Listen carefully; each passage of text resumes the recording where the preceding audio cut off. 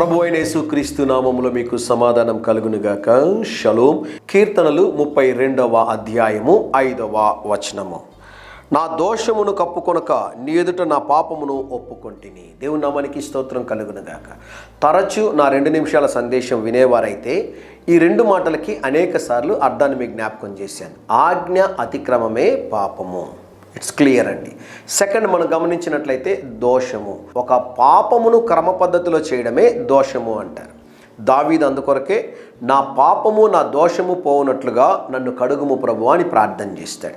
ఈ ఉదయకాల సమయంలో పరిశుద్ధ గ్రంథమైన బైబిల్లో ప్రాముఖ్యమైనటువంటి మాట, పాపములను ఒప్పుకొని విడిచిపెట్టువాడు కనికరము పొందునని దేవుని వాక్యంలో రాయబడింది. ప్రియులారా, మేము కూడా ఉదయకాల సమయంలో ప్రార్థనలో ప్రభు సన్నిధిలో చెప్పేటటువంటి మొదటి మాట, ప్రభువా మేము చేసినటువంటి పాపములను క్షమించండి, మా దోషములను క్షమించండి, మా అతిక్రమములను క్షమించండి.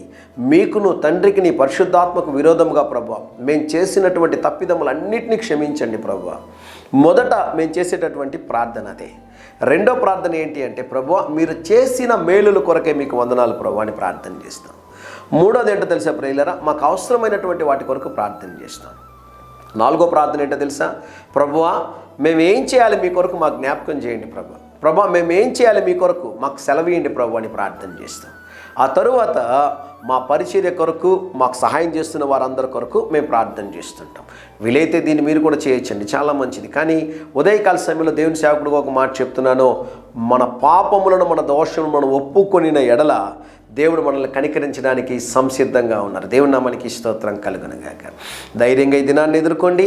దేవుని సన్నిధి మీకు తోడుగా వచ్చునుగాక. ప్రియ పరలోకపు తండ్రి, ఈ దినం మా ప్రియులు తలపెట్టుచున్న ప్రతి కార్యములో జయమును అనుగ్రహించమని యేసు నామములో ప్రార్థిస్తున్నాము తండ్రి. Amen, amen.